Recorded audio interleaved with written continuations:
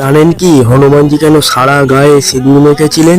একবার হনুমানজি ঘুরতে ঘুরতে মাতা সীতার ঘরে চলে যান এবং দেখেন যে মাতা সীতা কি একটা করছে। হনুমানজি তখন মাতাকে জিজ্ঞেস করায় মাতা বললেন, এটি সিঁদুর এবং প্রভু শ্রীরামের দীর্ঘায়ুর জন্য এটি মাখছি। হনুমানজি তখন সেখান থেকে চলে গিয়ে সারা গায়ে সিঁদুর মেখে প্রভু শ্রীরামের দরবারে উপস্থিত হন। যখন প্রভু শ্রীরাম হনুমানজিকে এই অবস্থায় দেখেন তখন বলেন, এটা তুমি কি করেছো? তখন হনুমানজি বলেন, কেন প্রভু, মাতা বলেছেন যে সিঁদুর মাখলে আপনি দীর্ঘজীবী হন। তখন প্রভু শ্রীরাম বলেন, সে তো সামান্য সিঁদুর মেখেছিল, তুমি সারা গায়ে। হনুমানজি তখন বললেন, সামান্য সিঁদুর মাখলে আপনি দীর্ঘজীবী হবে এবং সারা গায়ে সিঁদুর মাখলে আপনি চিরঞ্জীবী হয়ে যাবেন, তাই আমি সারা গায়ে সিঁদুর মেখেছি। আর আপনিও যদি শ্রীরাম এবং হনুমানজি ভক্ত হয়ে থাকেন তাহলে কমেন্টে জয় বজরং বলি এবং জয় শ্রীরাম লিখতে ভুলবেন না কিন্তু। আর এই ভিডিওটি একটু ভালো লেগে থাকলে একটি লাইক করবেন এবং প্রচুর পরিমাণে শেয়ার করবেন আর সাবস্ক্রাইব করতে ভুলবেন না কিন্তু। সাবস্ক্রাইবটা কিন্তু মাস্ট।